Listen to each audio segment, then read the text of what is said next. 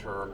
I think we could improve the driving skills of all people and hopefully lower insurance rates and accident rates and all the rest. So I think the whole driver development piece is going to play a much bigger role than it has to date, even though it's been significant.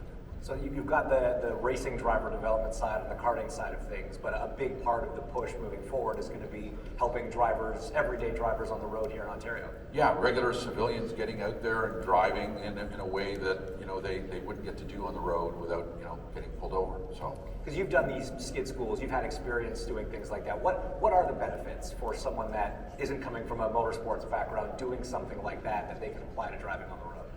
I mean, look, I think the biggest one would be in winter driving. We all see what happens when the car is going to slide more easily, and the first thing someone does when the car starts to lose proper attitude is potentially take their foot off the gas and hit the brake, lock the wheels, and then you have an accident.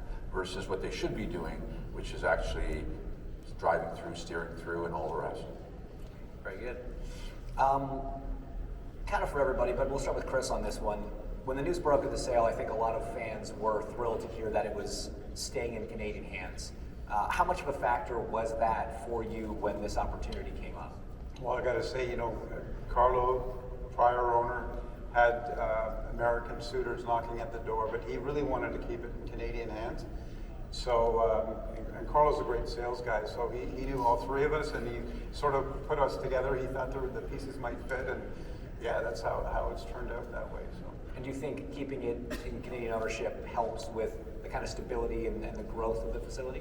I do, and I mean, Canadian Tire Motorsport Park, great Canadian partner, and we certainly have others as General Motors and Castrol, etc. So we're looking to enhance the Canadiana. We really want to make it a destination for people throughout Canada, but also the United States. And we get a lot of American fans up for the races and stuff, and we certainly want to enhance that relationship as well.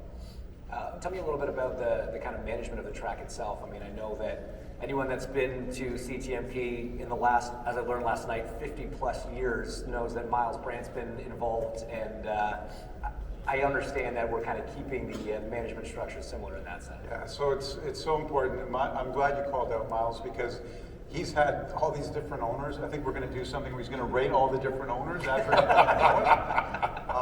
But he's been really fantastic. We're giving him a raise, I think, aren't we? Yeah. For the ratings. Yeah. This is being recorded. Yeah. So no, Miles has been great, and he will stay on. And Steve Bortolotti, you probably know, who oversees my motorsports team, is also going to be assisting, especially initially on the karting side.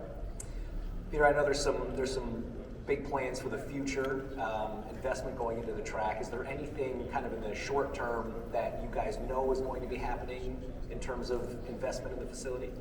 Nothing that we can really say, but I can tell you that I've had calls from clients from the dealership days that said, "I'd love to have a facility that I can keep my car there." So we certainly see a demand for that. We want to enhance the food and beverage possibilities, and just again, I want to and maybe thinking out loud, a car museum or some sort of reason that 12 months there's people coming back to the facility. You see a lot of great historical race cars at the show this week, and those cars, a lot of them just sit in garages the rest of the time. Why not have them out for people to see year round? The track itself is beloved by Canadians. Anyone that's been around it has a soft spot for it. Any changes to the racetrack? Is there anything that we could look forward to? Anything that's going to help maybe attract new or different series to the facility? I would say NASCAR's been up with the trucks in the past, and we have quite frankly we've had discussions with NASCAR now, so we'd like to bring them up. But there's some adjustments that have to be made to the pit facility and having enough spots for a cup race. So yeah, there's going to be some adjustments there. On the track itself, not really, other than just continually making sure the surface and all that is good. But that's it for now. Well, guys, I mean, just real quickly at the end here, just want to give each of you a chance to tell me what you're most excited about the future of CTMP. To continue the proud heritage it has, and just we'll make some improvements, and just to keep it strong. Chris? For me, I think it's having these two guys have been very successful in business, but they're also car guys, and they're really passionate about that. So we've got to have fun in business. You got to be serious about it too, and you got to have a return, but you got to have fun. And I'm glad that these guys are real car nuts. And I obviously am. So, yeah. Alek?